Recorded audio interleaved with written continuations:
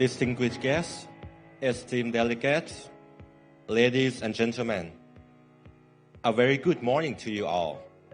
On behalf of the National Defense Studies Institute, it is my great privilege and pleasure to extend a warm welcome back to the second and final day of the Thailand Security Dialogue 2025. I am Lieutenant Colonel Chalermpat Pariya Ekasut from the Directorate of Joint Operations, Royal Thai Armed Forces Headquarters. And I'm Captain Pawitchaya Walisuksan from the Directorate of Joint Intelligence. It's an honor to continue our important discussions on the theme of peace and security in the global reception, and to see such a distinguished gathering convent once more. Yesterday's proceedings were exceptionally insightful with our plenary sessions delving into geopolitical confrontation, evolving regional security dynamics, and the imperative of cooperation. The discourse was both rich and thought-provoking. We are confident that today's session will be equally enlightening. Indeed. For those who have joined us this morning,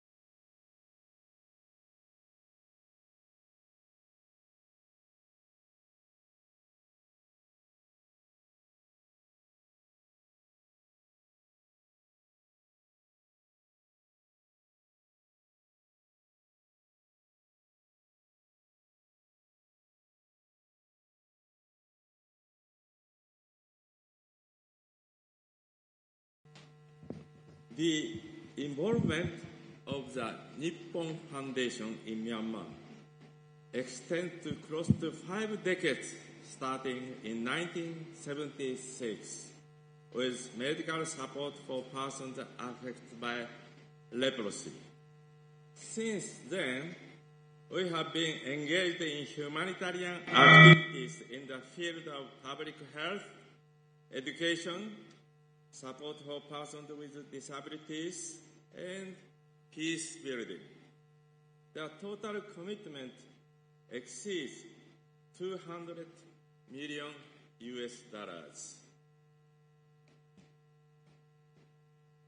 In my mandate as the Special Envoy of the Government of Japan for National Reconciliation in Myanmar, I have to date visited Myanmar more than 150 times based on my philosophy that both problems and solutions are found in the field.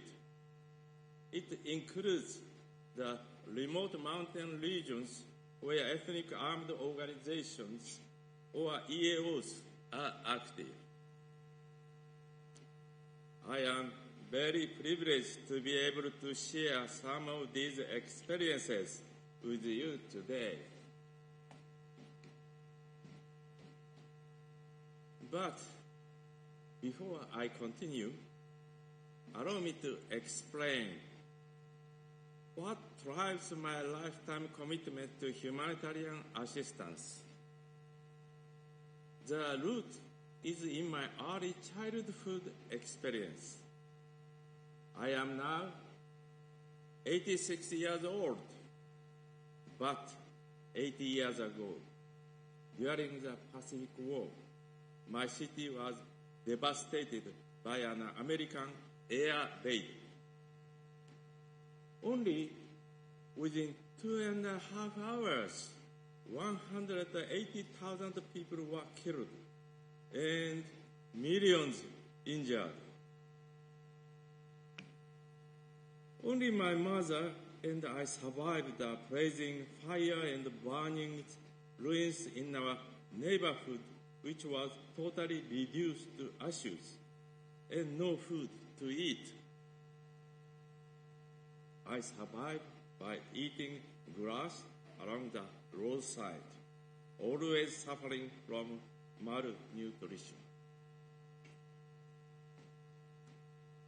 Now, for Myanmar, as you are all aware, internal conflict continues for nearly 8 decades with the National Army or Tamadu, and more than 20 currently active ethnic armed organizations or EAOs in Myanmar. Yet, these more than 20 EAOs are not necessarily united in their political and strategic approaches to peace. Following the 2021 military coup, new forces such as the National Unity Government or NUG and People's Defense Force for PDF have emerged to counter the military regime. The nature of their relationships with the various EAOs has since become increasingly complex and diverse. In addition, despite the international community's efforts toward peace building, these initiatives have unfortunately made little progress. Also, Myanmar's 2,000-kilometer border with China presents unique challenges. In these border regions, Chinese language is being spoken and the Chinese yuan is the currency in circulation. As you can see from the slide before you, the situation in Myanmar today is as complex as solving an extremely difficult problem in advanced mathematics. How then can such a conflict be resolved? History shows us two possible approaches: resolution by force or resolution through dialogue. While strong force can compel submission, I cannot support each an approach. Instead, what will be important is to have non-official negotiations where different ideas and opinions will be gathered as consensus. From my own experience, the people of Myanmar are proud people. So instead of giving patronizing lectures or advice, we must seek honest exchanges through dialogue. This can only be realized by first listening carefully to their argument. Whether it is with the military, the EAOs, or others, trust can only be built after establishing the foundation of trust. Lasting solutions cannot be achieved through argument of this is what must be done by insisting what is right, or through diplomacy that merely relies on titles and authority. And as mentioned earlier, it is very important to realize that the situation in Myanmar is not a simple binary conflict, but rather a uniquely multifaceted struggle. For this reason, I see my role not as a protagonist, but as a facilitator of dialogue among the parties themselves. A mediator must not be the main player. Rather, it is our responsibility as third parties to create opportunities for direct exchange without imposing our own solutions. Lecturing from above does not resonate in Asia. This is especially true in Myanmar, a country whose people are proud and dignified. The only way to resolution is to think together and step by step advance toward a better outcome, however long it may take.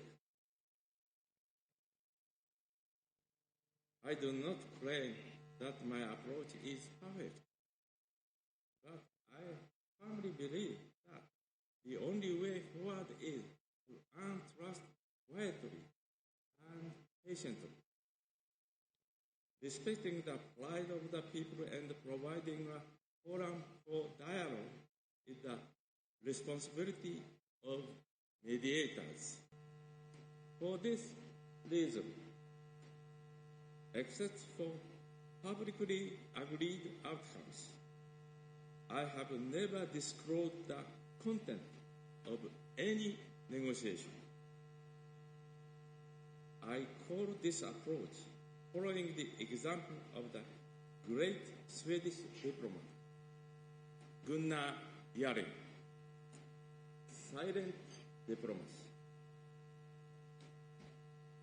This silent diplomacy has brought about a number of well-earned results.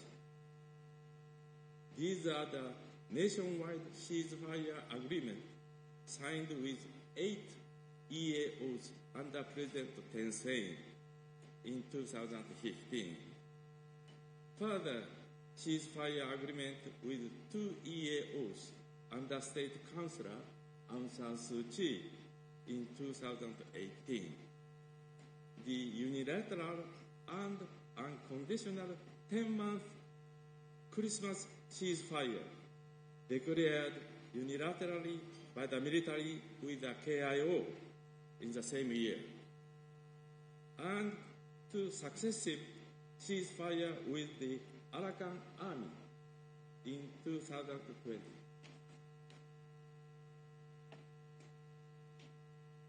However, to be honest, there have been many occasions when everything had gone well. New developments arose and, like a tower of building blocks collapsing, our effort we had built up were reduced to nothing. Yet, my principle is to never give up. No matter how many difficulties may arise, it is important not to give in to pessimism, but to continue with a future-oriented spirit, tackling the challenges again and again with persistence. Since they are problems created by human beings, I believe there is nothing that human beings cannot ultimately resolve. And above all, even though Myanmar is now facing one of the most difficult periods in its history, I have great hope because all the people of Myanmar are united under one direction. That is a shared aspiration among the EAOs and the entire population to establish a democratic federal state. I believe this is the greatest source of hope for Myanmar.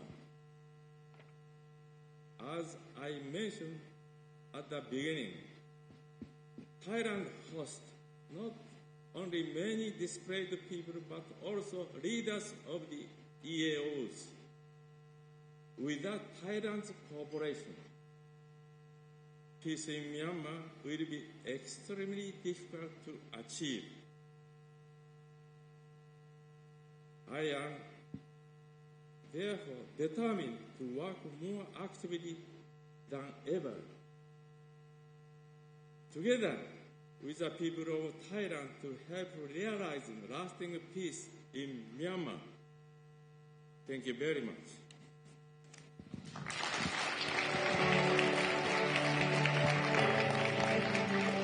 Thank you to our esteemed keynote speaker for his speech.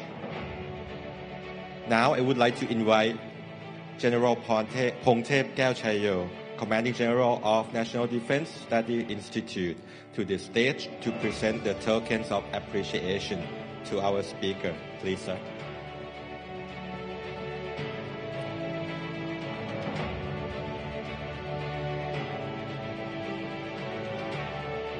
His speech has provided valuable insights on the matter and will benefit us all for sure. Thank you.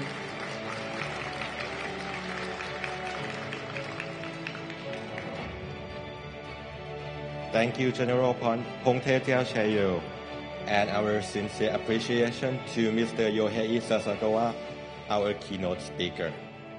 And we'll now transition to our first panel discussion of the day, the fourth plenary session on transnational crime and its impact on regional security. We are honored to be joined by our distinguished panel of experts. First, we welcome Mr. Benedict Hoffman, Deputy Regional Representative for the United Nations Office on Drugs and Crime, or UNODC, Regional Office for Southeast Asia and the Pacific. Prior to this, Mr. Hoffman was UNODC's head of office in Myanmar.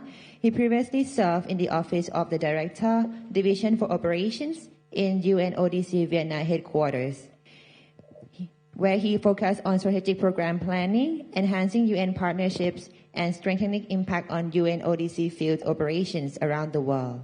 Before that, he supported UNODC program development and management in Eastern Africa, as well as the Middle East and North African region.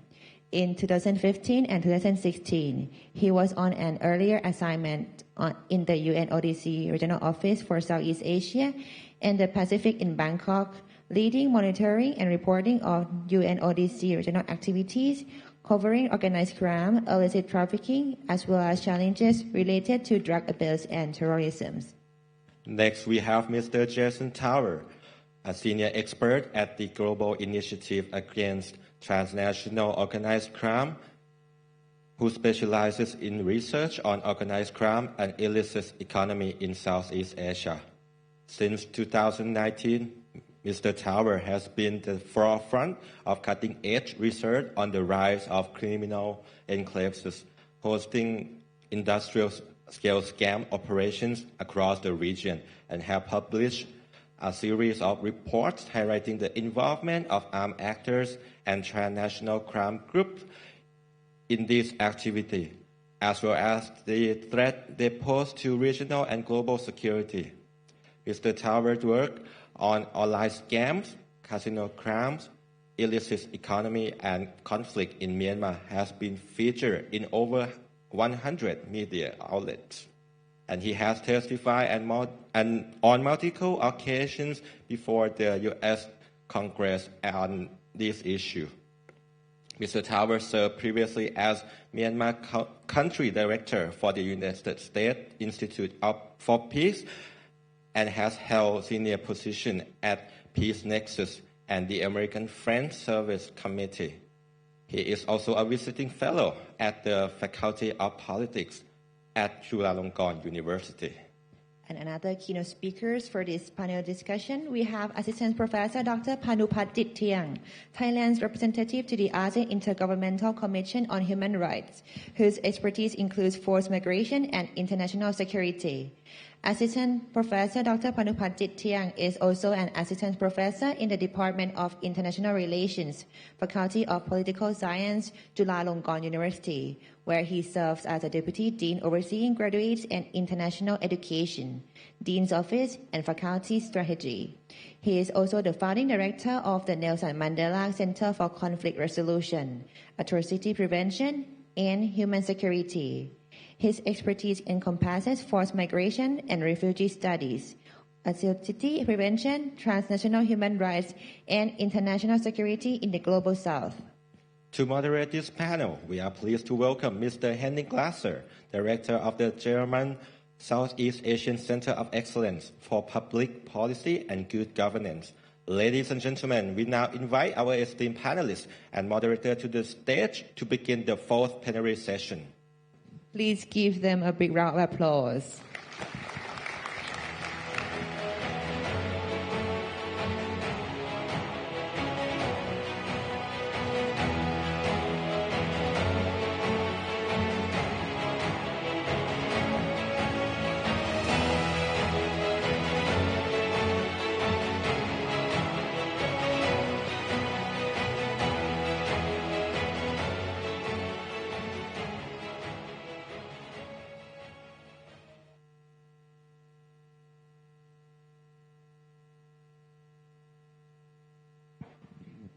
Now we are handing the stage to Mr. Henning Glasser to continue this discussion. Thank you very much. Sawadee Krap. It's a pleasure for me to be here. I am honored to be the moderator of this esteemed panel. I think it's perfectly composed. We have quite different perspectives. I would assume an overall perspective, a Myanmar-focused perspective, and a human rights-based or oriented perspective.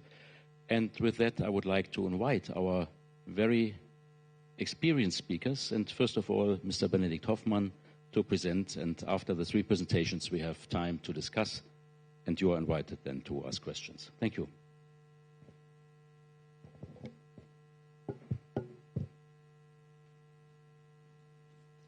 Good morning, ladies and gentlemen. I hope there should be a presentation. There is a presentation. Very good. Thank you very much for giving me the floor as the first speaker of this panel, and thank you very much for having me speak at this very distinguished conference.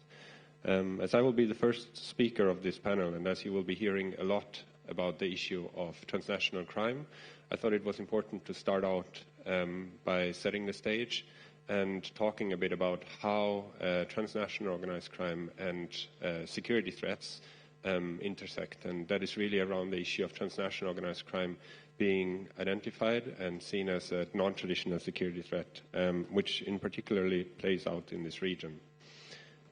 If we're looking at transnational organized crime in Southeast Asia as a non-traditional security threat, we traditionally see quite a lot of linkages between those what we call non-traditional security threat and traditional security threats here in this region. If we're looking at certain aspects of transnational organized crime, for example, it increases instability in border areas. A lot of the things that you will be hearing about, that I will be talking about, do take place in border areas here in the Mekong region, and there are reasons for that. Transnational organized crime also perpetuates governance deficits, especially in these border areas, but also beyond these border areas. And it feeds into conflict dynamics, in particular in countries like Myanmar, but increasingly also across the region. In addition to these very distinct linkages between traditional and non-traditional security threats, when we are looking at transnational organized crime as a non-traditional security threats, there are also broader issues related to social cohesion. Transnational crime, organized crime attracts corruption, and it threatens social stability, and it undermines the institutions set up to hold up state governments in the region. In addition to this institutional security, organized crime also extracts resources from the formal economy, and as such undermines economic growth potential. So it also has an impact on economic security in the region. And then, as an important point, as we've seen especially play out over the past years, organized crime also generates very real and very significant reputational risks for countries in the region. And the issue with all of this is that we are at a time in Southeast Asia where transnational crime, where key organized crime threats are expanding. And I will be talking about two overarching areas, which I think should make that point quite well. The first area that I want to talk about is the area of illicit drug production, especially in the Mekong region.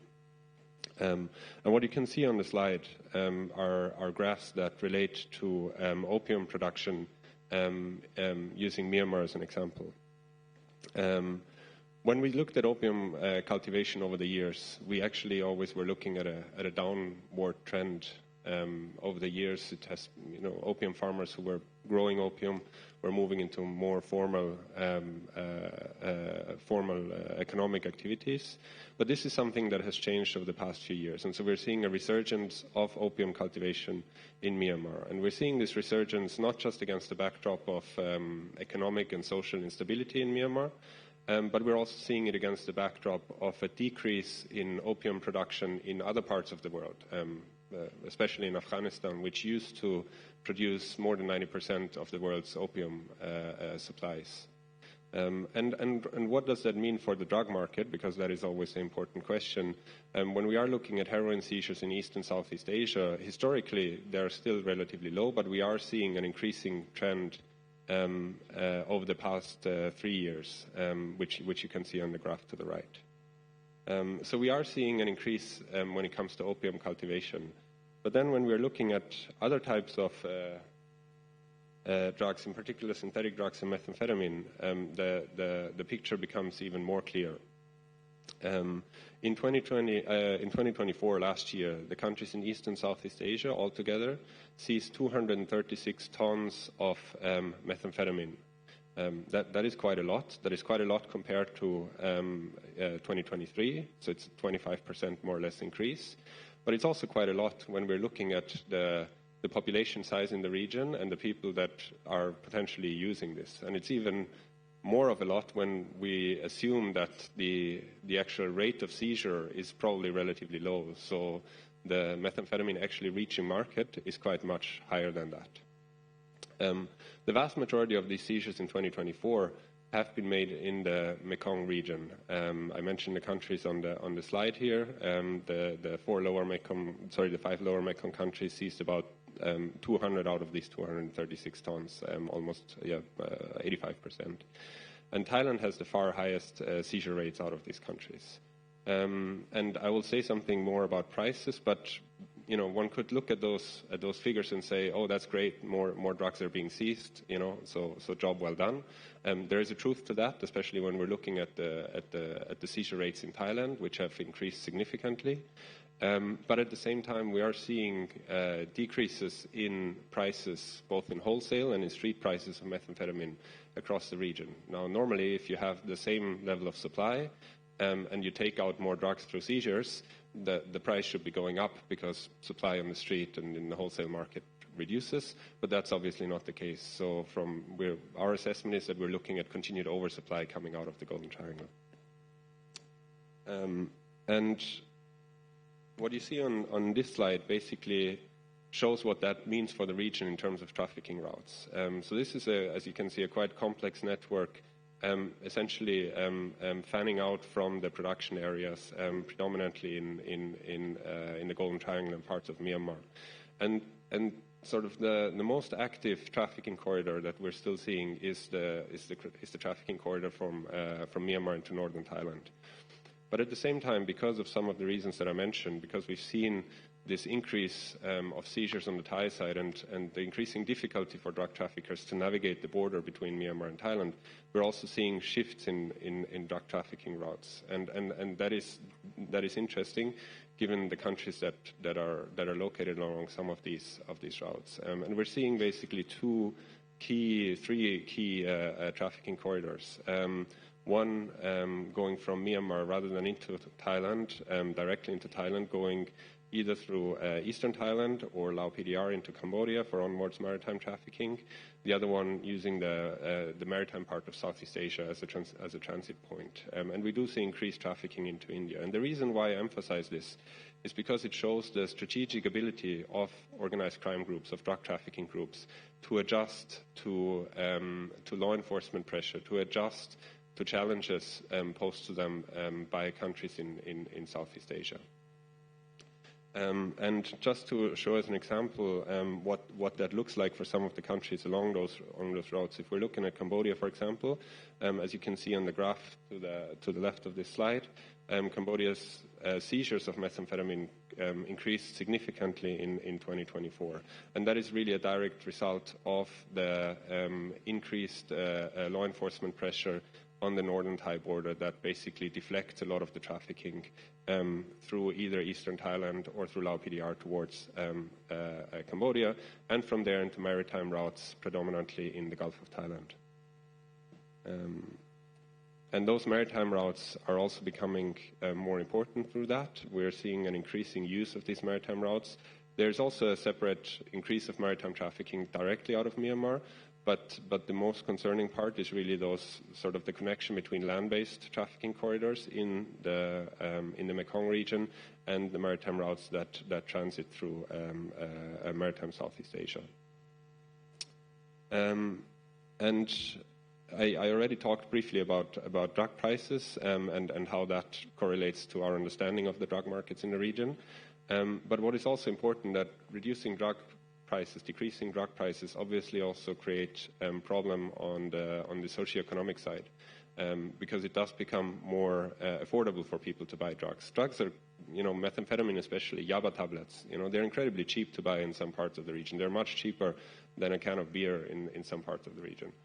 So that is a big problem. But then when you look at the flip side of that, you still see quite significant increases in terms of income for drug traffickers the more borders they cross almost. So if we're looking at the production areas, we have one price, taking Myanmar Shan State as an example, but then once you cross the border over into Thailand, the price increases about tenfold, right? And by the time that methamphetamine reaches Australia, for example, we're looking at a 400 times increase of the price.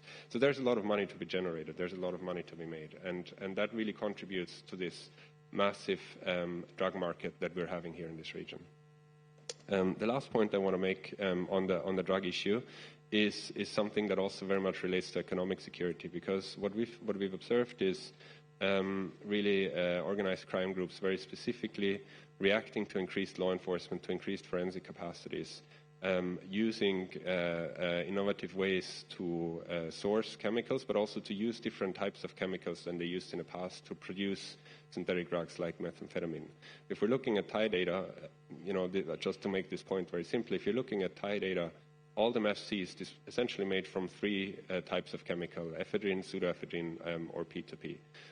But despite there being hundreds of tons of methamphetamine being seized, there are no seizures at all of these three key ingredients.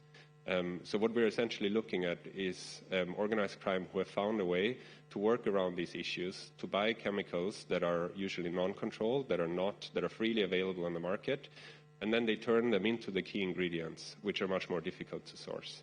And that is something that has implications not just for our region here, but also how this region and how the chemical trade and the chemical industries in this region link into global supply chains for drug precursors and the global drug trade. And we are also looking at increasingly complex sourcing strategies for these chemicals. The second part that I want to make, that I want to come to, is the expansion of other types of organized crime, and in particular scam centers, because a lot of people are aware of this, a lot of people are talking about this. And we're seeing essentially two trends in this. One is we're seeing a consolidation into quite massive criminal infrastructure that was set up around these scam centers. And I'll give some examples in a minute. But the other trend that we're seeing is an increased mobility by organized crime reacting to law enforcement pressure in some parts of the region. And that's almost a paradox, because on the one hand you're consolidating into big, difficult to move infrastructure, but on the other hand things become more agile, and so that's really a separation of the trends, and these things affect different countries differently. So when we're looking at border areas with limited governance capacity, for example, we will continue to look at large-scale infrastructure. But when we're looking at other countries, like, for example, using Thailand as an example, using Philippines as an example, we would probably be more likely looking at smaller operations, a more agile cell-based operation, and that's something that we're seeing play out as we speak. I don't want to talk too much about this slide because most people have seen these photos one way or the other, but just to give examples of what I mean when I talk about massive criminal infrastructure. And these are photos not from one particular country, but they're from 4 different countries in this region. And if I tell you where they are, you would know immediately what they are, because most of these places are household names by now. And another way to look at this kind of infrastructure development is really to look at the growth pattern of the infrastructure. These are satellite images from 2 places in Myanmar, just near the border with, just near Myawaddy, or in Myawaddy, just opposite from Mae Sot in Thailand. And we're looking at really, very few years in which the infrastructure there has grown significantly. The upper part is KK Park. On the left hand is a satellite image from 2022. On the right hand, 2024, and similar picture for Shui Koko, Yatta New City also in Myawaddy. And a lot has been said about the efforts to cut off these compounds, which are now quite well known in this region, from infrastructure, whether it's internet infrastructure, whether it's electricity or other infrastructure that they need to operate. And I wanted to put up these photos here, which were taken in June, so just a couple of months ago, just to make a point on how difficult it is to have an impact and how resilient these places are towards this very straightforward ways of addressing them. Because if you look careful, this is KK Park near Myawaddy. I don't know if you can see it, but here on the roofs of these buildings, there are these white clusters, these white spots. These are essentially satellite dishes for satellite internet services. So we've seen a really rapid shift where these operations basically moved over, using mobile internet service, using other means of electricity generation, and really finding ways to continue working despite the challenges that were presented to them. In the same way, we're seeing continued construction in places that are not very far from Myawaddy, just south of the border, for example, in Taichung compound. And we're seeing continued expansion of criminal infrastructure in other parts of the region. And I put two examples up here, but it's really important to understand that this is not specific to any country. This is not specific to any part of any country. This is something that is happening in Cambodia, just like it's happening in some of the other countries in the region. It's happening in parts of Myanmar, that are not as well known as Myanmar. So we're seeing that continued expansion of infrastructure. But again, the other thing that we're quite concerned about is the shift towards a more agile and almost a more low-key way of working. And we're seeing that play out in some of the countries where we did not have these large compounds or where these large compounds were more effectively addressed, as we have seen in the Philippines, for example. So the point here is that organized crime is finding a way to operate in this new operating environment that they're finding. And I know I'm running out of time, so I'll be quite quick. I just wanted to make a quick reference to how organized crime has become more sophisticated and how this has changed the way that some of these scam centers and some of these criminal enterprises built around them are working. And this is really down to them. When we talk about scam centers, people think about, people sitting around and sending text messages out and, engaging in romance scam or investment scam or so. And that is essentially what is happening. But there's an entire infrastructure tied to money laundering, tied to underground data markets, tied to other criminal services that are needed, cybercrime, anything that is needed to run this kind of operation and also to expand into other criminal areas. And that's really where online marketplaces have played a key role over the past 1 or 2 years. And there's one quite famous one. It's quite well known now, Hoi Won Guarantee, based in Cambodia. But this is something that we're seeing across the region, in different parts of the region. Criminals increasingly using these marketplaces. We always say that the dark web was never really a big thing in Southeast Asia for organized crime. This is their way of basically working around the dark web. And it's much more effective because it's much more accessible for more people. Same way, we're seeing an expansion into different kind of criminality, using different types of more sophisticated cyber applications, which are more and more accessible, again, to criminal groups, and which can be bought on online marketplaces very easily. And putting all of this together, and that's an important point I want to get to, is really significant continued growth potential of these places. We are seeing this expansion of what we call an integrated service-based, basically a criminal service economy that's working around these online marketplaces where different people come in with innovation, different people come in with know-how, and market it on these online marketplaces. People with capital who might have no idea how to run, for example, sophisticated cybercrime operations, just link up with people who know how to do that through these marketplaces. And that is something that essentially works like we sometimes say, this is capitalism at its best and capitalism at its worst in a way, because it really is a major base for continued growth of this kind of activities. Now, and this is my last slide. Just to say again that we're seeing a continued growth of transnational organized crime as a non-traditional security threat in the region, and responding to that threat, to that expanding threat, really needs also a shift in the response from countries. And there are a few points up here. I won't go through all of them, but what is really important is the part on coordination among security actors. I already talked about Thailand's response to drug trafficking, and I think that's a very good example. One of the reasons why it's so much more difficult to traffic drugs directly from Myanmar into northern Thailand at this point is because Thailand has managed to bring together different types of security actors, whether it's the police, whether it's drug enforcement, whether it's the army, to really focus on this as a national priority. And that has had its impact. And that is something that needs to be repeated elsewhere. Intelligence-led responses, I think that's a no-brainer, given all of the things that I have talked about. These are things that are quite complex to understand, and they're complex to address. But the one part that I really want to emphasize is that, or the two parts, sorry, is on the one hand, What is needed is a whole-of-government approach. So this is something that cannot be resolved simply by sending police and shutting down centers. This is something that needs to be resolved by looking at the regulatory frameworks, the social frameworks within some of this is taking place. And the last point on my slide here, I think addressing the governance challenges and instability in some parts of the region is really will be one of the key aspects that are needed to be addressed in order to finally move on from some of these challenges. So I'll stop here. Thank you very much. Sorry, I took a bit too much time. Thank you very much, Mr. Hoffmann. And now I would like to introduce Jason for his presentation of around 20 minutes. The floor is yours, Jason. Thank you.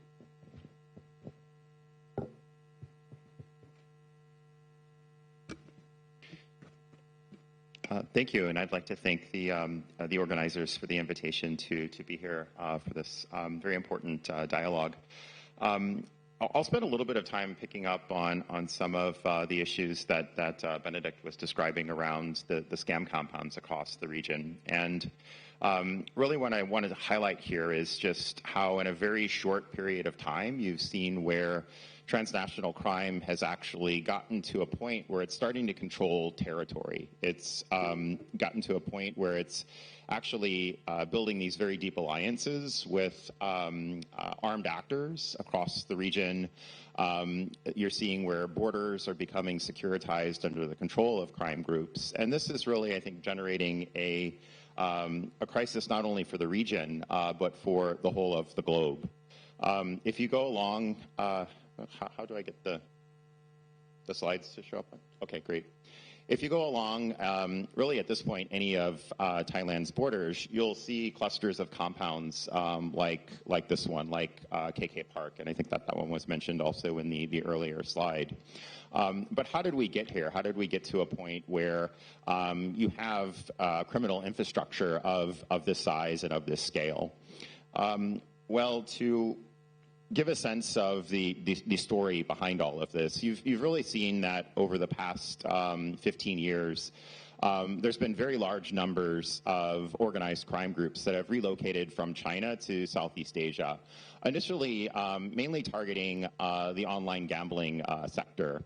As probably most know, online gambling, any form of gambling, is illegal in China other than state-sponsored lotteries. And so from the very moment you started to have this technology, you saw where actors in China, often chased out of the country by police, relocated to various locations across Southeast Asia where they set up this vast infrastructure to start perpetrating these cross-border crimes, targeting really a Chinese population, but targeting them with illicit gambling. So this continued to develop throughout the 2010s in particular, and it's estimated that by around 2015, 2016, you had in the range of 300,000 to 500,000 Chinese operating out of these different centers, facilities from the Philippines, moving into Cambodia, also in northern Myanmar. And this spread really continued. So 2016, 2017, these crime groups started to move very deeply into the Myanmar-Thailand border area, where they started to build alliances with particularly the Myanmar military's border guard force in that area to build even more space to host these large-scale online gambling operations. So this trend continued to get bigger to the point that by around 2017, you saw that there were tens of thousands of different online gambling platforms that were targeting Chinese nationals. And so one thing that you saw happen was that the marketing that was being used by these online gambling operators became more and more sophisticated. They started going on to social media platforms, and they would deliberately use different forms of psychological coercion and manipulation to get people addicted to gambling and to get them to start putting funds into these different forms of online gambling platforms. Of course, then they pivoted to start looking at how to move all of that money, right? Because China instituted stronger and stronger capital controls. It also started to do something of a crackdown on online banking transfers out of the country. And so then you saw where a lot of these criminal groups started to pivot to blockchain and to pivot to using cryptocurrencies. And so cryptocurrency became kind of the vehicle of choice for moving a lot of this money. You saw where these illicit Chinese gambling networks became some of the lead investors in blockchain technologies, cryptocurrency technologies. So really by around 2017, you saw where these organized crime groups had built something of a security umbrella across the region. They had built very close relationships with elites that would allow them to build these large compounds for online gambling operations. In some countries, there was a legal platform for doing this. In other countries, there weren't. In many places, they're also highly underregulated. But they also had the tools in terms of reaching people on social media, tools in terms of moving money, as well as tools in terms of really being at the cutting edge of cryptocurrency. Now, as you moved forward a little bit, it was around 2017 that we started hearing about the first instances emanating from these different compounds of online scams targeting initially, again, a Chinese demographic. So basically what happened was things got very competitive with online gambling. That many platforms, it was harder and harder to get clients. And you saw that there was criminal innovation in that rather than doing online gambling, they suddenly pivoted to offering individuals cryptocurrency investment opportunities or other forms of fraudulent investment opportunities. And because they had already become quite sophisticated in using psychological techniques to addict people to gambling, it wasn't very difficult to get people addicted to these cryptocurrency applications. And really, even by around 2018, before this crisis started to go global, you saw that there were already billions of dollars being stolen by these criminal groups, but largely targeting the Chinese-speaking world. It was then starting around the time of COVID-19 where China's draconian COVID controls and its call of all of its nationals back home suddenly triggered once again a criminal adaptation where these things really started to go global. And so one of the big problems was that China had called back its labor force. So basically it used very strong forms of coercion to compel Chinese nationals living across Southeast Asia to return back to China. And so what this meant was that suddenly these online gambling operators that were also getting more and more deeply involved in online scamming lost access to their main source of labor. And so hence you see this photograph here, a sudden pivot to what is being referred to as cyber slaves. So you saw people being kidnapped into these compounds and forced to work under the control of these online scam syndicates. As COVID proceeded and as China put out bans on cryptocurrency, you saw that triggered the further globalization of these trends. There were more and more people being tricked into cyber slavery really from across the world. And so that, I think, gets us to the situation we're seeing now, where you've seen where organized crime groups have set up an infrastructure that enables them to do harm to really the entire world.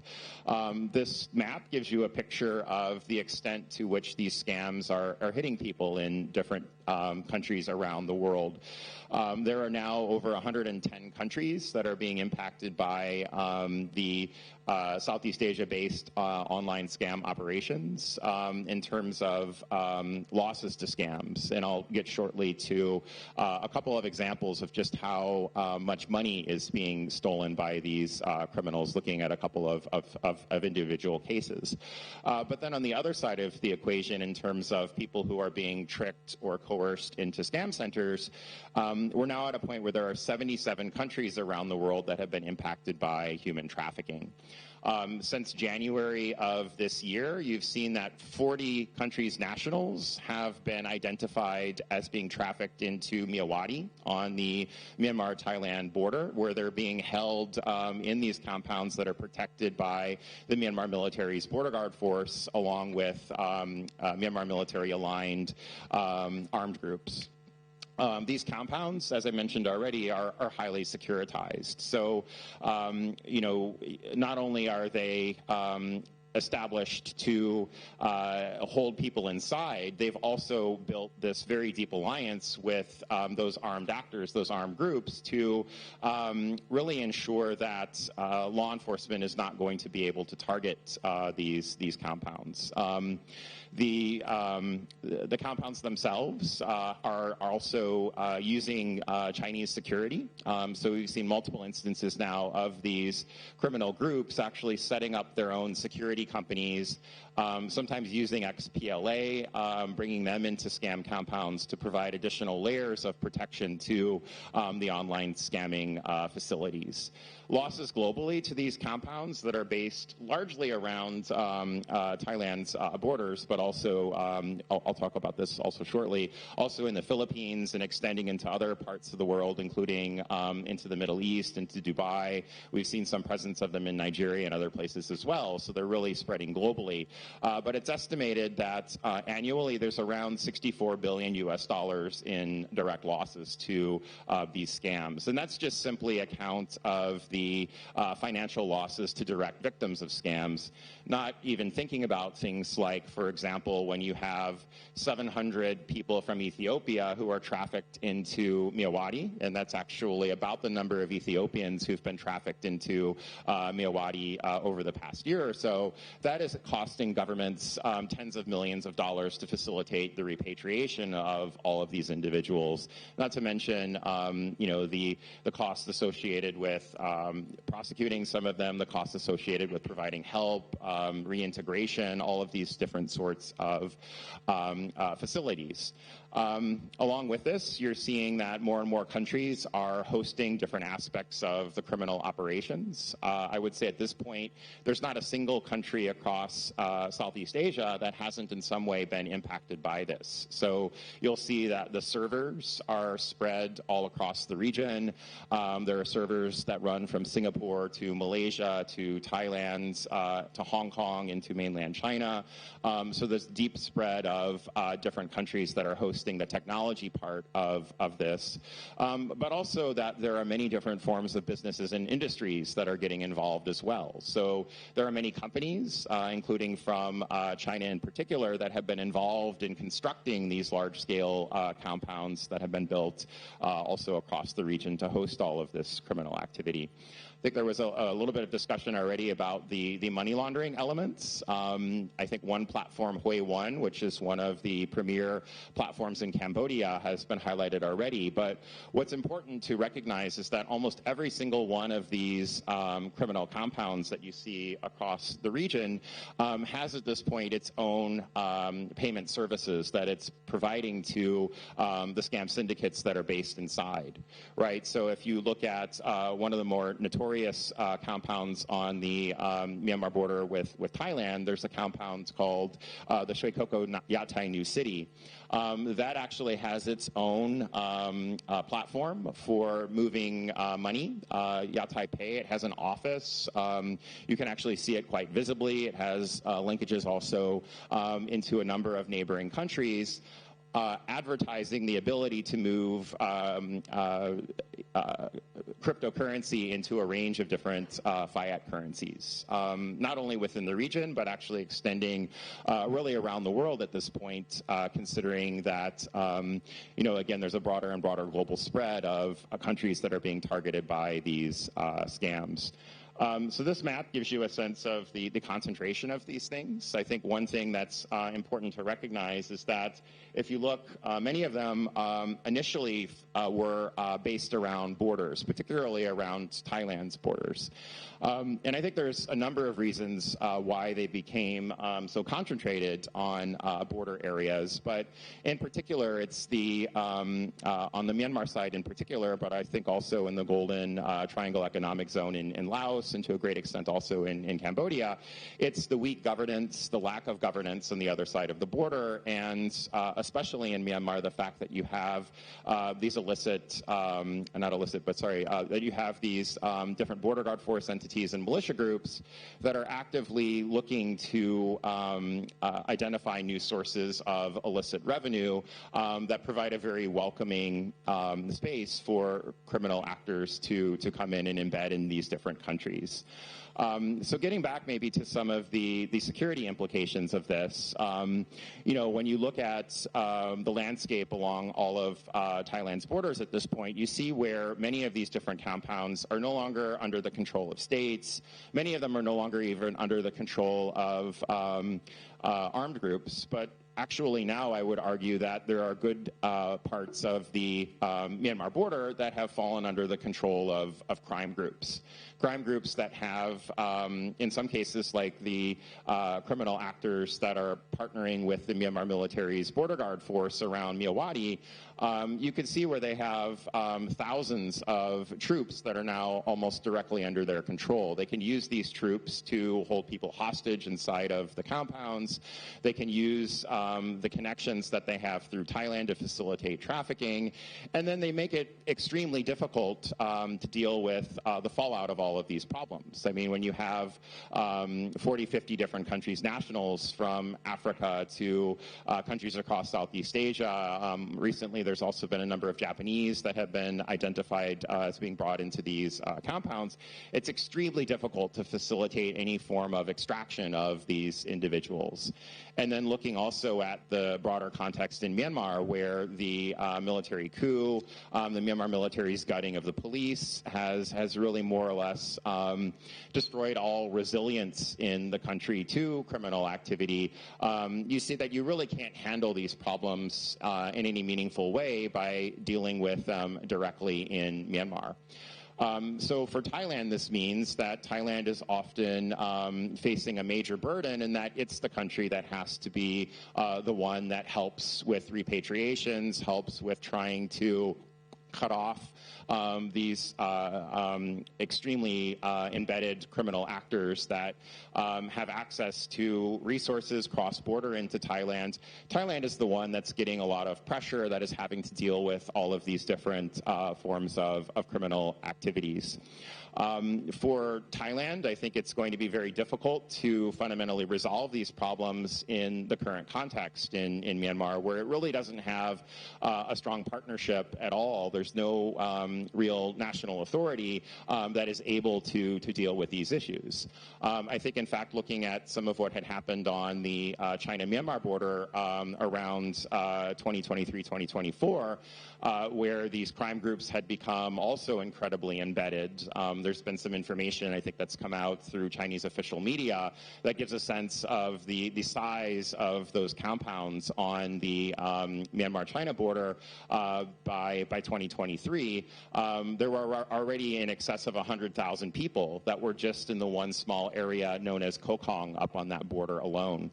And in the end, to disembed them, it took actually a full-scale revolution. It required one of the ethnic armed organizations to actually go in militarily to push those armed actors out. So that led to massive instability along the China-Myanmar border. It led to some pretty serious, I would say, security implications in terms of flows of refugees, in terms of flows of people moving out of the area. But I think it also illustrates really the limited options in a country like Myanmar for addressing some of these different forms of problems. I didn't talk as much about Cambodia, but there, again, you have embeddedness within the state of these different crime groups. These crime groups have built very close relationships with government actors across Cambodia, and I think another way in which you're also seeing very serious security threats is the way that there's been manipulation of the conflict on the Thailand-Cambodia border as a means of deflecting attention from some of what's going on with the rampant criminality that is happening in Cambodia as well. It's interesting to see that now you've had a litany of reports that have highlighted some of the damages from these large-scale scam compounds in Cambodia, including talking about the human trafficking, the modern slavery, the torture, the size of the losses, and you're not really getting much more other than denial coming from the Cambodian authorities. I think those pressures continue to mount because this is really, at this point, such a global problem. You can see here from this picture, there's actually Europeans that have been trafficked into scam centers in Myanmar. But then on the loss side of things, there are Americans that have lost $50 million to these scams. This is one individual. He lost roughly $50 million. He was the CEO of a bank. Unfortunately, in his case, that wasn't most of it. That wasn't his own money for the most part. It was actually money that was misappropriated from the bank, which resulted in many retirees in a town in the U.S. also losing their retirement savings. So you can sort of see the broader implications of some of this when someone gets hooked on these online scams. You can see here there's a similar messaging coming out about large-scale losses in Canada, large-scale losses in India, and then across Southeast Asia, countries like Singapore, Malaysia. This is now, I would say, the #1 form of criminal activity. Police are really having to focus on this more than anything else. So maybe just to say a few quick things about what to do about all of this, because there has now, I think, since this problem started to come to light in 2022, there's now been quite a lot of attention to this issue. There's been some efforts, I think, by neighboring countries, frontline states to try to crack down, particularly in Thailand. There's been a lot of efforts to try to crack down on these operations along Thailand's borders. But as I think the previous speaker also mentioned, you're seeing this constant adaptation on the part of the crime groups.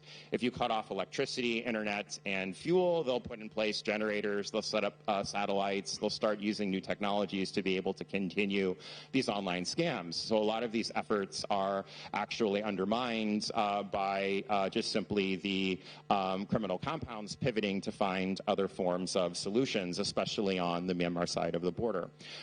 You've also seen where there's been a very strong effort now to put out signboards to try to notify people that there are the risks of being trafficked into cyber slavery in these compounds on the other side of the border.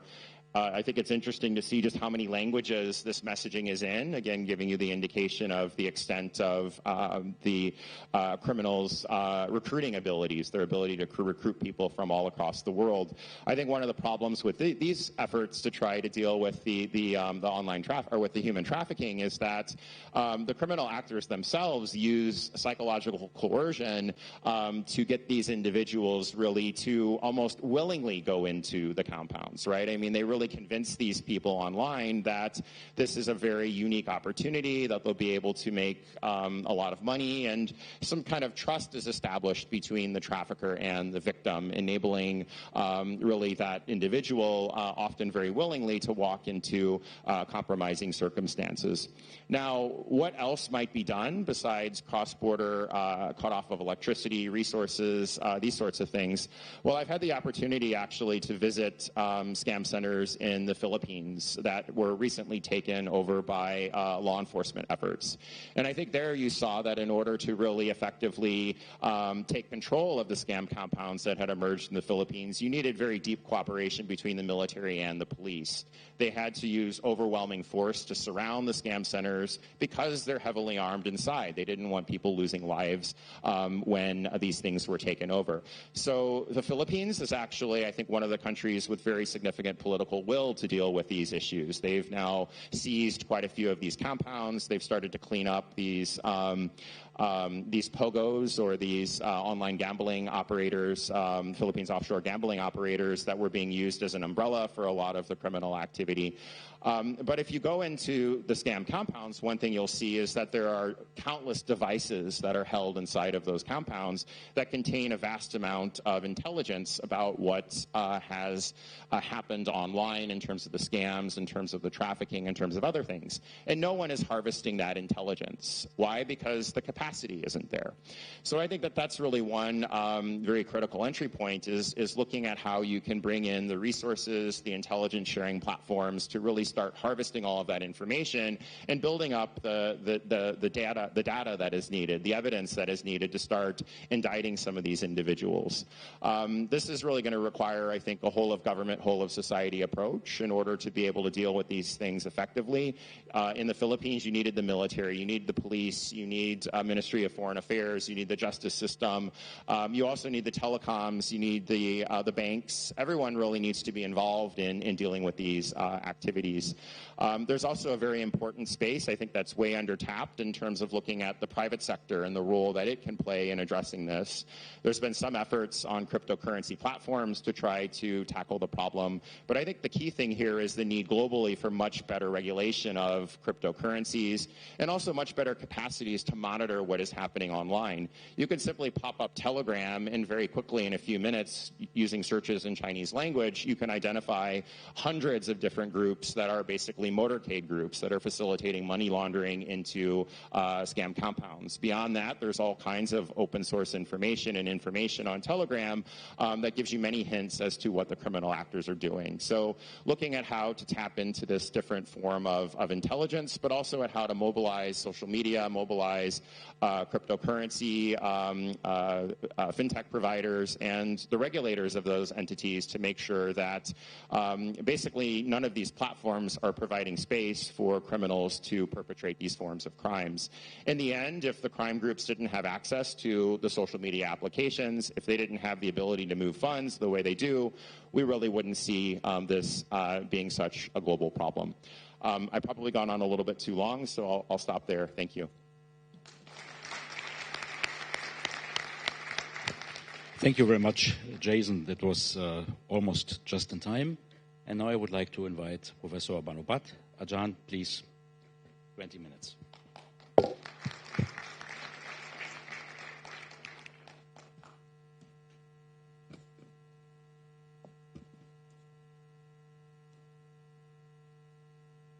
Excellency General Songwit, Chief of the Defense Forces of Thailand, Excellencies, colleagues, ladies and gentlemen.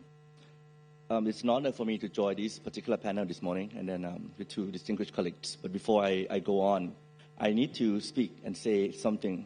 So speaking after Benny and Jason make me feel like, what am I doing here? Because of they dropped all the big ideas, show all the maps and photos from all the reports. And basically they said everything I'm going to say already. But still, I think that I will try to do my best to sneak in some of my thoughts and then trying not to repeat the same points that they already said. Second thing, also some of you may wonder, like what a human rights persons in the regional body doing at a security dialogue, especially in the panel on the transnational organized crime. And I do get that a lot. And people, when they hear human rights, they think about, I'm here to investigate complaints and so on. But actually, no, I'm not for that. I think it's important that we really have to think about the nexus between national security and human rights, that they are not and must never again be treated as a separate silos. They are deeply connected, and neither can be secure without one another. And this is particularly important in the context of transnational organized crime. So what I would like to add to this conversation is a provocation that transnational organized crime should push us to rethink sovereignty, and at the same time how it's linked with the regional security as a whole. And sovereignty is not just about the control over territory, but as a duty to protect people. And human rights can perhaps be the lens that really help us to really achieve this. So let me start by taking us one step back to look at how transnational organized crime has changed, and some things my colleagues have already explained really well, actually. So in the past, we see this issue as a marginal border issues, and most of the times involve smuggler gangs operations where the government had little control. And because of that, the usual answers to this is law enforcement. But today, things look very different. Criminal networks are smarter, they're more organized, and they now operate through cyber and digital domain, taking advantage of weak rules and systems, as Jason's already demonstrated. So they are also involved in an effort to even diversify their businesses. And that's why it's also linked to environmental harms, such as the exploitation of rare earth minerals as well. When we think about this, our response also needs to change and it must be more comprehensive. So now let me zoom in to the context of Southeast Asia. Criminal groups now scams over 43 billion in our regions, but according to the figures by Jason just now, it's already moved up to 64 billion. And that equivalent to nearly 40% or 50% of the combined GDP of Laos, PDR, Cambodia, and Myanmar. With such profits at stake, is it any surprise that some of the states may not only look the other way, but also see this criminal operation as an opportunity? It raised an important question for me, that organized crimes may no longer simply exploit weak authority, but it may be tolerated, sanctioned, or even protected by state actors themselves. And for me, as a sociologist who study international relations, and now wearing the hat as a Human Rights Commissioner, it raised two fundamental questions. Number one, how should we understand the complex linkage between transnational organized crime, regional security, and human rights? And how should we respond to this? Before I answer these questions, I think we must be clear that the relationship between organized crime and the state is not a new phenomenon. We've seen that in many conflict and post-conflict zones where power vacuums are filled by armed groups, militia, and also criminal syndicates. In Southeast Asia, the Golden Triangle areas was once an epicenter and continue to be for the global heroin trade. Human trafficking has also long plagued the region as well. But something has shifted. So with the rise of digital technologies, we are now witnessing a new form of criminalities, as Jason showed us. Scam compound, cyber fraud, and digital slavery, among others. Many of these began from a casino-linked operations, then adapted, like any successful business during the pandemic. But these businesses are based on fraud, violence, and also exploitations. And technology, including the generative AI, is also accelerating the evolution of this crime.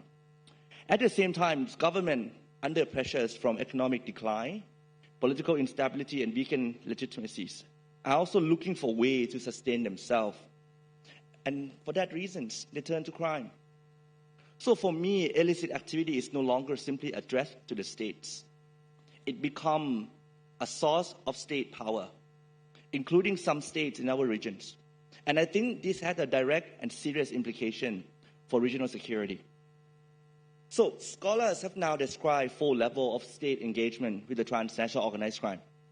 Number one, there is a passive complicity, when the state turns a blind eye, often due to corruption, fear, or simply a lack of capacities. Second, you see the state as enabling, where the state recognizes the values in these activities but avoid providing overt support. Third, you got the state sponsorship, where government begin to offer material, logistical, and political backing to criminal operations. And fourth, and this is the most alarming one, is a state operation, when the state itself run or direct criminal enterprises, either openly or through proxies. And these categories are not neat. They blur and overlap. And if we are still at the first level of passive complicities, I think we may have tools to manage the situations. But if we have reached the 4th level, if the states are actively operating criminal network, then we must confront the questions, what can the regional and international community do? And these pose a direct question to regional security. So here, let me bring in a recent Amnesty report entitled, I Was Someone Else's Property, into focus. Amnesty researchers uncovered that one state, I'm not going to mention name, you can Google it, failed to investigate scam compound, failed to identify and protect victims, and most disturbingly, condoned or tolerated torture and abuse inside those facilities. In this case, the state for me was not merely failing. It had already reached a level of state-sponsored transnational organized crime. And at that point, the state ceased to protect its citizens and people who fall victim to scam. It protects criminals. And some criminals are also known to possess official and diplomatic passports, which enable them to travel freely in many countries. And this leads us to a very critical question. Then what does sovereignty really mean when it's no longer used to serve people, but to shield or even enable the predator? It also leads me to another question. Are we witnessing a decline of the nation states, or is it a transformation into something else that we don't know anymore? So when states betray their own people and humanities, I think they lost legitimacy. And in fear of collapse, they often respond with greater coercion, tighter control, and deflection. And even hiding behind nationalisms to distract from their own complicity in crime. And for me, this is not patriotism. It is survival at the cost of justice. And this has a significance for our understanding of sovereignty. So let now widen the lens to really connect with regional securities. So based on my two colleagues' discussions, it is really clear that transnational crimes knows no borders. Criminal hubs in one country create ripple effects in neighboring states, especially in the vulnerable border regions. This is how transnational criminal corridor emerging in the physical world. And as Benny and Jason's map already show, some of these corridors where big, large-scale industry, it runs along Thailand's own border. And because of this, Thailand has become a frontier. But the challenge doesn't stop at geography. In the digital world, it's borderless. In cyberspace, criminal syndicates often operate with greater sophistication and broader reach than the state. What was once the physical corridor has become a borderless network. And what we are witnessing now is what I would call it a digital anarchy at the global level. Some states also lack digital capacities in this domain.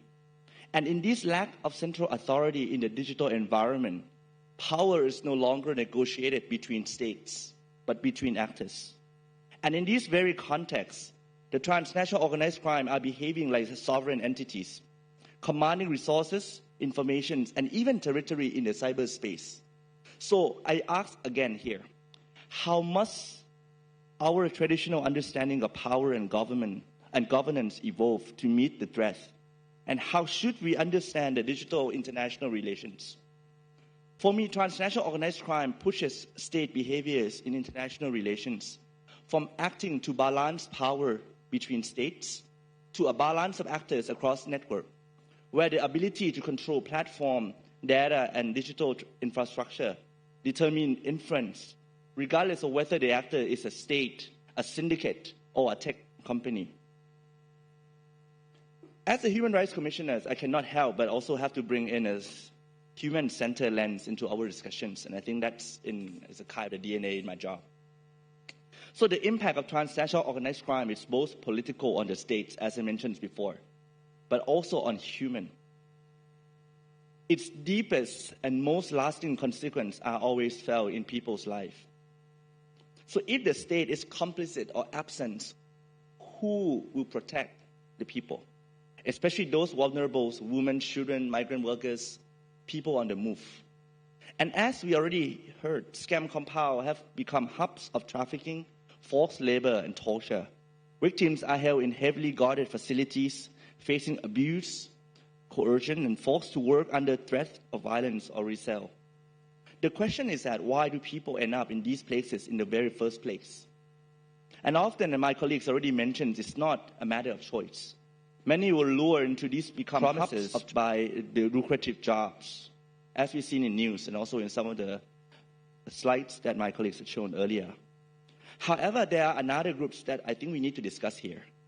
And those are the ones that got pushed to the edge by exclusion. They're left with no viable alternative for survival. And this has come from my own research. We've seen that when people fleeing their countries without protections and try to seek refuge elsewhere, and often when they don't have a legal status or support, survival becomes a daily struggle. Scam compound offer one thing for them, income. And many take it, not because of they want it simply, but because of they have no better choice. And in this way, the exclusionary policy in transit states don't just fail to protect, but they push people straight into the hands of criminals.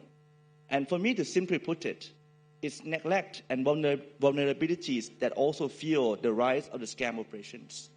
So this is not just an economic issue anymore. It is structural violence. It exploits precarities, turning hunger, death, and also displacement into tools of control.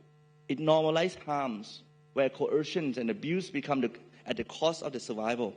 And it traps families in a cycle of vulnerabilities where today's survival incomes comes at the price of tomorrow's freedoms and dignities.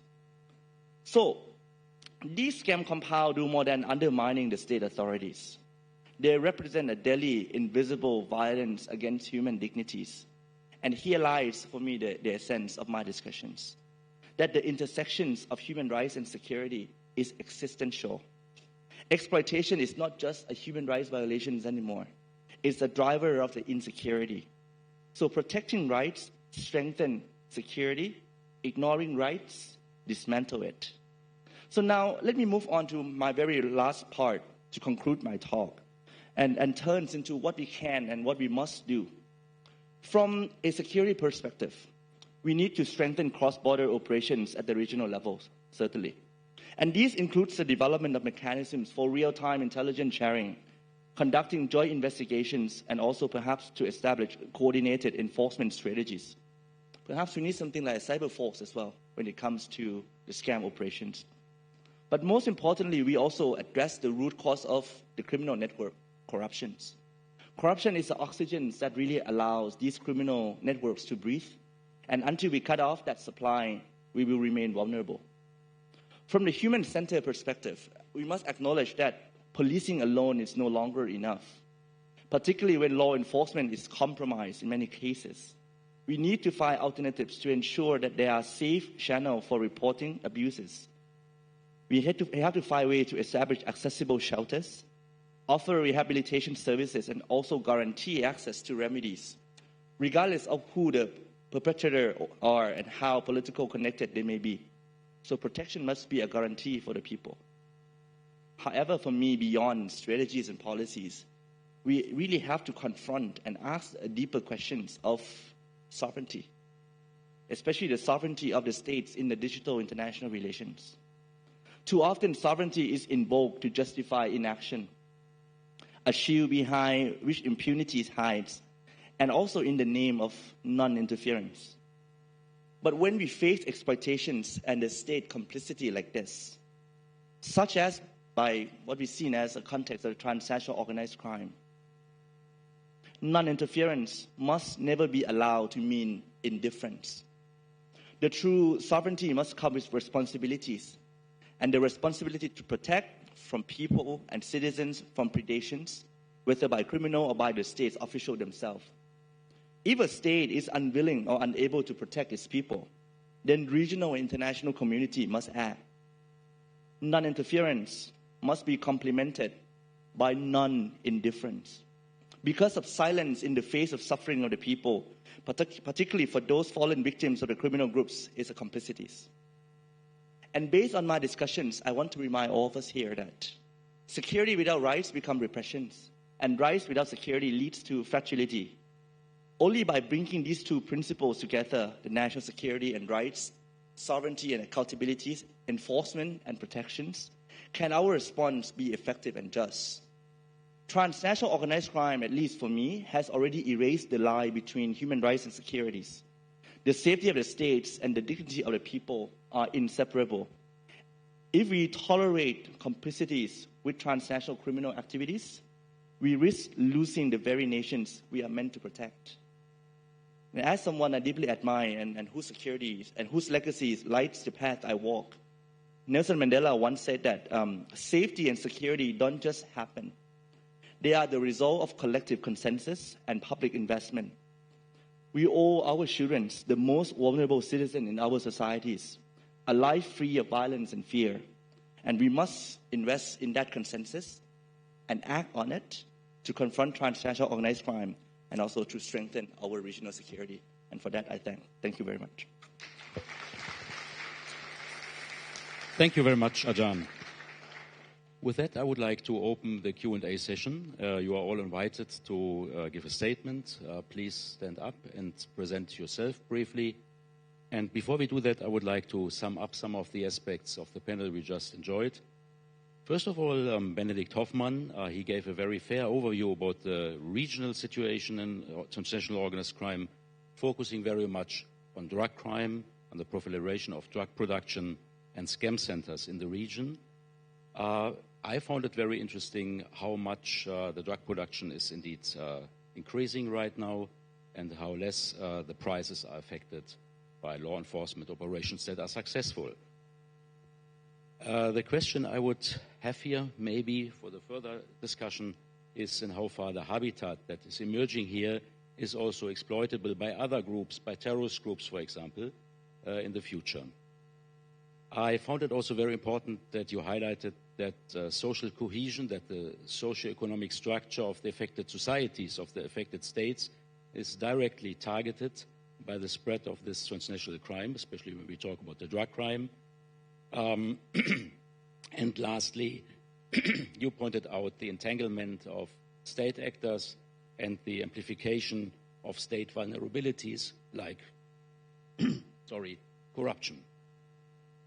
Then Jason Tower, one of the authorities on the subject he was just talking about, explaining us the evolution of the lawless space, if you want to call it like that, in Myanmar, the lawless and also non-sovereign spaces, I would say, in Myanmar, where he was tracing back the development of transnational organized crime meticulously.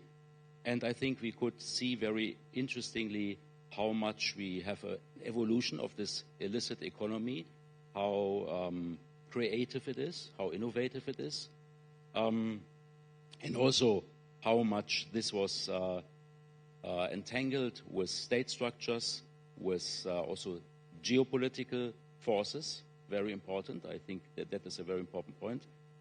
And here we might ask also, what is the trajectory, especially, I would say, of the geopolitical factor in this evolving habitat. Finally, Professor Banobat made the point of it's not about sovereignty only in the sense of territorial control when we talk about transnational international crime, but also about the duty of states, which is a constitutional recognized duty, also international law, to protect its own people. And we have here, when we look at transnational organized crime, not only a socio-economic, a political problem, we have a human rights problem, we have a constitutional problem when the state can't protect anymore its own people. We also saw here again the importance of state involvement, even of state operations in the framework of transnational organized crime, which I think is a very important point. And I would like to highlight finally Ajahn Banobat's call to end this by having regional cooperation for the sake of national sovereignty and regional stability and safety. With that, I would like to open the floor for question and answers, and I hope you have a lot of questions. Thank you very much. Be invited. Yeah.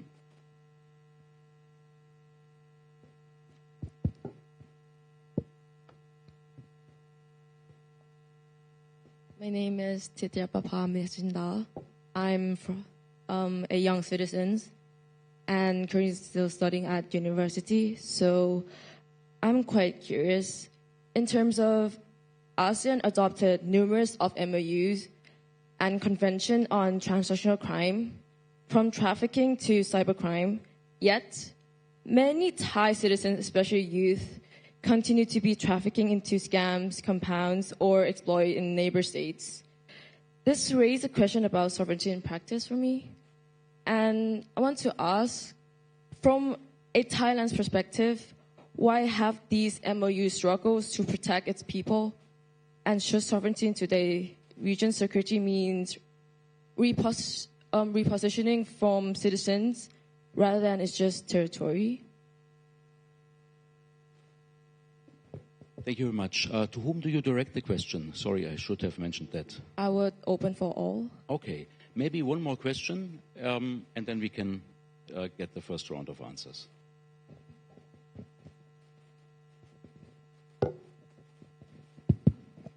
Good morning, everyone. I'm sorry I'm late. I have a very good night's sleep last night. First of all, actually, I should be on this panel. I know about this more than the other panel was on. 6 months ago, the government assigned me to lead an interagency to crack down on scam center, human trafficking, and UNODC, Jason Tower, and Ajahn Khan has been with me throughout my journey. So thank you very much for that. And I have proposed Jason Tower findings to the parliament twice to ask for budget. So I did all I can in the 6 months of my operations. I want to capture what they said and also some question also. First of all, the existential threat is that there's a nexus between the online gambling, scam center, drug trafficking, human trafficking, and also money laundering. I think we all agree on this. This is a very complex ecosystem that I cannot really understand in the 6 months of my journey. But at the end of the day, I think Ajahn Khan put it right. It's about human security. Also, it's about national security in the sense that if you are a society that want to protect the well-being of your citizens, just like Nelson Mandela quoted, it must be invested. In the U.S. term, it all can also means that this is a foreign malign influence because it's all around the borders of Thailand. Sometimes I wonder why it's not in Thailand, and then we can ponder on that. Hopefully, because we still think that our society has law enforcement that can really push it out. But if you go through the border areas, you know that there's a lot of connectivities why they are at that place. For example, why are they in Cambodia next to us? Why are they in Myanmar next to us? Whether it's energy, whether it's border crossing, whether it's the policy that we don't have that to contain this matter. For the last 6 months, I live and breathe. My battle rhythm is with this until the border clashes came up. So my finding is this. On the policy side, we try to push the policy, but there's no actual strategy from the national standpoint. So it's real hard. I gave you 2 examples. For example, we know that the immigration policy has some problem. When an Ethiopian asks for a tourist visa to come to Massaud, all bells should ring. It's not that way. And I have to deport about 700 Ethiopians for the past 2 months to go back. Secondly, on the operational side, I think Thailand doesn't really know how to cope with a holistic approach. So, but the military and the police came together, especially the Inspector General Wan came together, and now he set up an international operations center with 18 countries, and one of them will be international organization for UNODC also. So I think on the operational level, we are learning more and more how we incorporate other countries and also other law enforcement. For example, the U.S. FBI is also in the IOC. Third, on the intelligence side, this is quite complex because it has both the technical intelligence, it has the human intelligence to tackle with human trafficking, and also you need to look beyond the borders. Some of it is imagery intelligence, things like that. I have set up an architecture to do that, but it's not enough. We have to tackle that. My question to you is, my last 2 or 3 months, I've been trying to explore other areas. For example, the technical support from the commercial company. For example, you know all the dishes are commercially put there. Is there any way, any suggestion that we can tackle from the technical standpoint to at least hinder the communication between it? Because if we cannot do that, then the money laundering and also the effects of the scam will not be able to be cut down by just cutting the energy or the internet from Thailand. And I know there's a lot of legal challenge in that, but maybe you can answer if there's a technical side to tackle this problem. Thank you very much.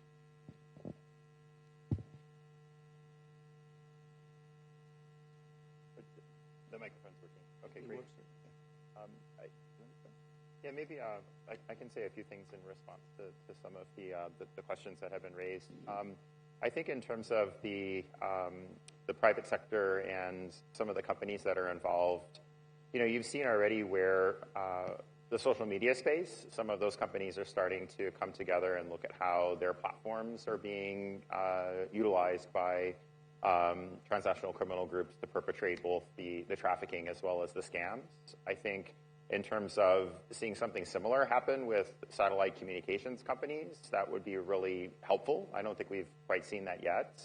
There's been a lot of reporting, though, lately documenting the number of kits that are on top of scam centers, for example, both in Cambodia as well as in Myanmar. So maybe pushing some of those satellite communications providers to come to the table to share data. They should have the ability to do that, or maybe even to look at solutions like geofencing particular geographies, where basically the only thing you have in a place like the Shui Koko Yatai New City area is criminal activity, right? So are there ways to basically geofence that so that it's impossible to access, both WhatsApp, but also the satellite connectivity can be maybe disrupted in some of those areas. So I think that there could be a lot of solutions potentially by bringing more of those private sector actors to the table. I think beyond that, there's certainly a lot happening in the technology space.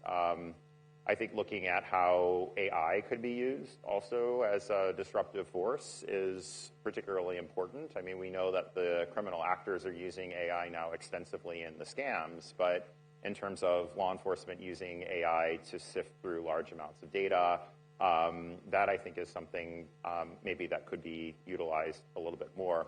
And then maybe the last thing on the private sector is that, and I think this is also a quite concerning element, but you do see where kind of around areas where you have these compounds, the entire economy ends up almost aligning around them, right? So you get the emergence of these scam economies. If you're a construction company, if you're producing concrete, whatever it might be, your main client, if you're along those border areas, is really the crime groups on the other side of the border. There's even cross-border food delivery services where you've got entire kitchens that are set up on one side of the border and bringing food over to the other side of the border. So again, how do you deal with that part of the problem such that you can maybe look at solutions to pivoting away from the scam economy, maybe holding some of these companies that are benefiting from that accountable, or trying to incentivize them to look further away. Maybe just very briefly, and I think on the human trafficking bit, I think one thing just to emphasize here is that we're seeing just very new trends in human trafficking. It's really been only over the last couple of years that you now have people from so many different countries that are being trafficked into Myanmar, into Cambodia, into Laos. That is not something that there was a precedent for. Generally speaking, it would have been people being trafficked in the opposite direction. So I think in many ways this is now much bigger than just an ASEAN conversation. And I think, as was mentioned, you really need to bring many different countries to the table in order to be able to address this. I mean, countries that really have no presence in the region are now having to deal with instances of the trafficking of their nationals here. And from some of the patterns, and I think it is very strange, very peculiar that there would be so many people from Ethiopia trafficked in. I think in part it's because they just simply don't have diplomatic resources out here, so it makes Ethiopians extremely vulnerable once they're trafficked in. It's hard to find anyone from the Ethiopian government to play a role in repatriating them. Just want to add to Jason on the... Okay. I just want to add to Jason's to respond to the first questions. I think it's really important that nowadays we still operate based on the ideas of intergovernmental. And this is something that I think we really have to shift the mindset, because we are now not responding to the intergovernmental issues alone. We are facing the transnational.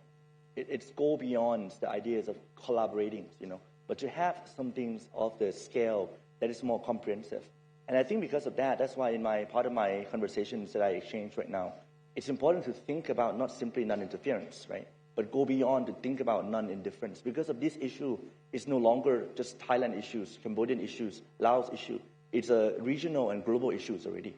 So once we are connected as one there, right, this whole thinking has become something that's really important.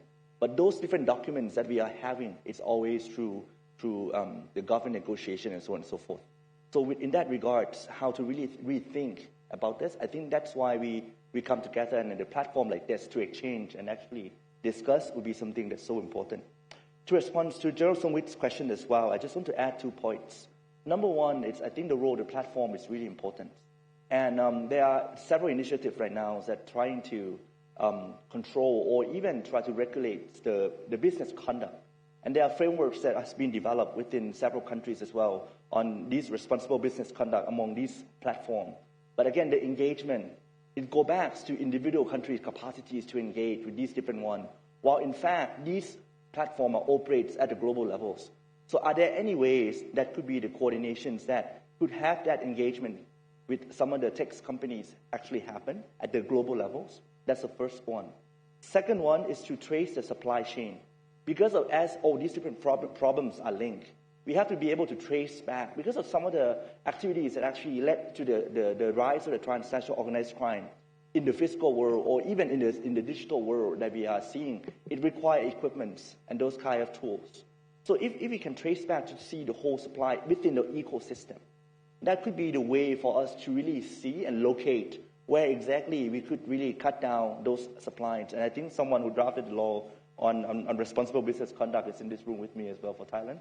So maybe, and we can have further discussions on this as well.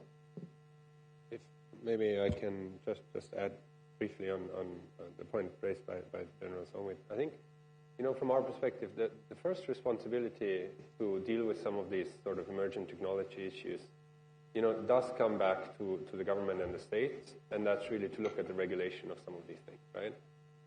And I give an example on for example, cryptocurrencies, right? A lot of the countries in this region do not have sufficient regulatory frameworks for cryptocurrencies, which basically means, things like over-the-counter cryptocurrency exchanges. If you set one up where anyone can go hand in their money and get back cryptocurrencies in exchange, you can basically do that without even as much as, providing an ID in many of the countries. And that's because there are no rules that require the provider to do that, right?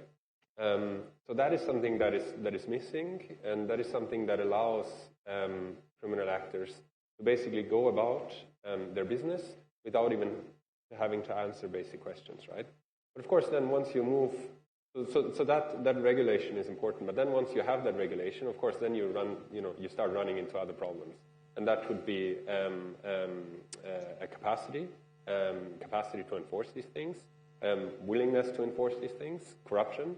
And I think that's where the satellite internet is a good example, right? I mean, if we're looking at the countries that are at the sort of along the route that these devices take into Myanmar, which is where that photo was from that I showed, neither Myanmar nor Thailand actually have a legal market for these devices, right? So they're being trafficked in from somewhere else. Now, on the Myanmar side, arguably, in these places, there's very little enforcement capacity or, approach to enforcement on these things. But even on the Thai side, it's actually quite difficult to stop these things from going into Myanmar. So, and these are challenges where I think then that's where the provider really needs to be part of it. And I think that's where some of the things that Jason was suggesting on, geofencing, need to be on the table as options. Of course, that then brings the next problem because things will just move beyond the fence.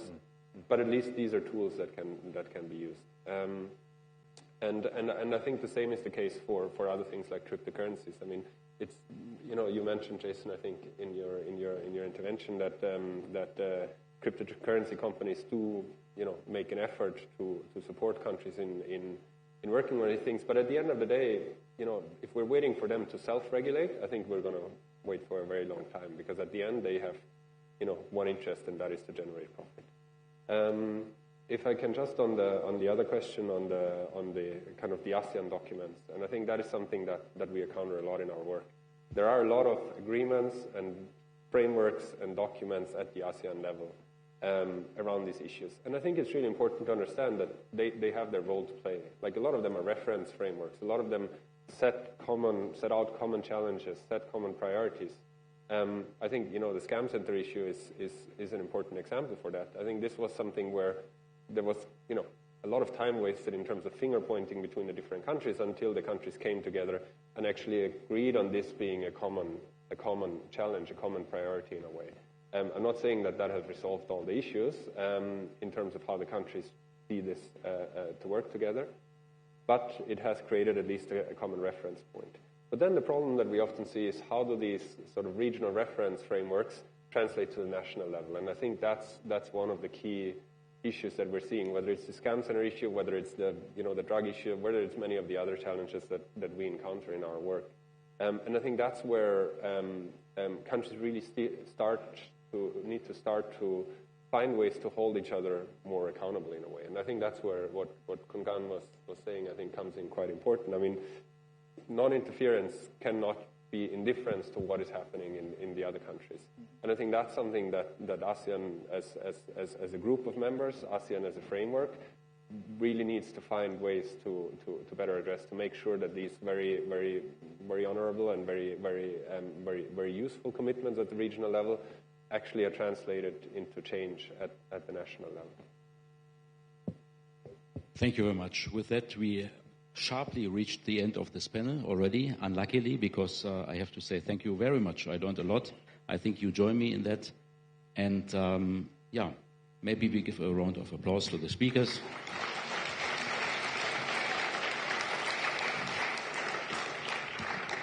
Thank you to our esteemed panelists and moderator for the enlightening discussion.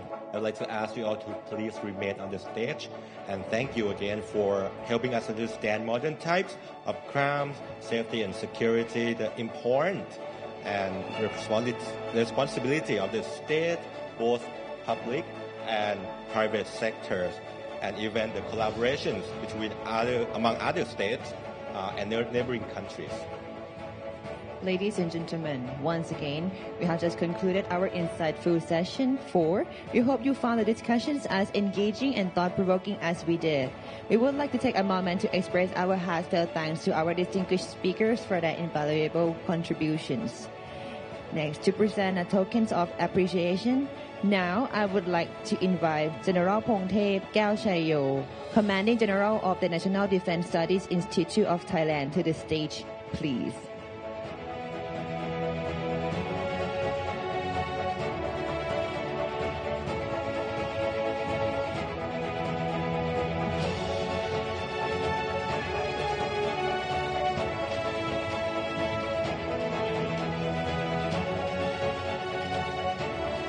First distinguished speaker, Mr. Benedict Hoffman.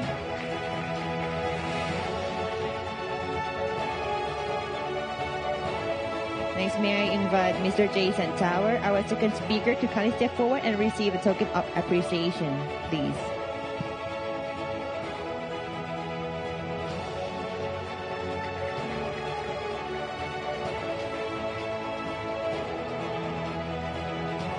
Next, may I invite Assistant Professor Dr. Panupajit Tiang, our third speaker, to come forward and receive the token of appreciation.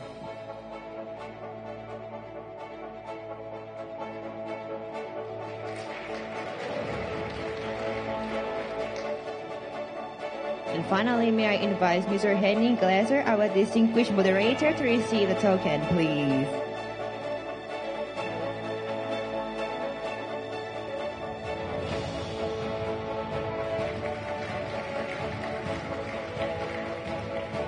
Next, I would like to also invite General Songwit Noonpatti, Chief of Defense Force, Royal Thai Armed Forces. Would like to be on stage to have the group photo with the moderator and also the panelists.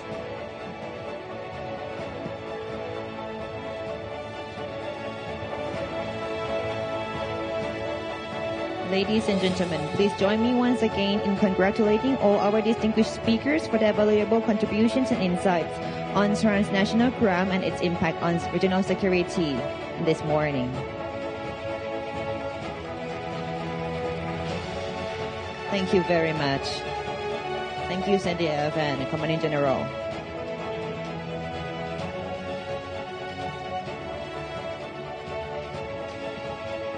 That concludes our morning session. And we'll now move to the refreshment, the break. Light refreshments will be served in the area in front of Crystal Hall B on the third floor. We kindly ask you to return promptly at 11 o'clock for the start of our concurrent sessions.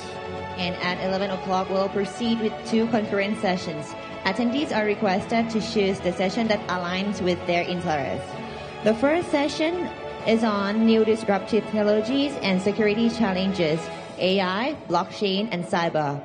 This session will be held here in Crystal Hall A on the 3rd floor. And another interesting session is on economy security in the era of a fragmented world will take place in the Crystal Hall B on the 3rd floor as well. So you can choose based on your preferences which topic you want to attend, you can choose. So see you again at 11. So right now, please get some refreshment, chit chat, and have a coffee break.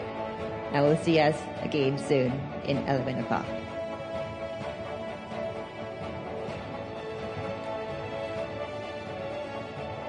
And once again, as you can see on the screen, there will be a QR code. So if anyone wants to download the photos, videos, or relevant documents, please use your mobile phone or devices to scan and access to the links that's shown on the screen. And see you at sharp 11.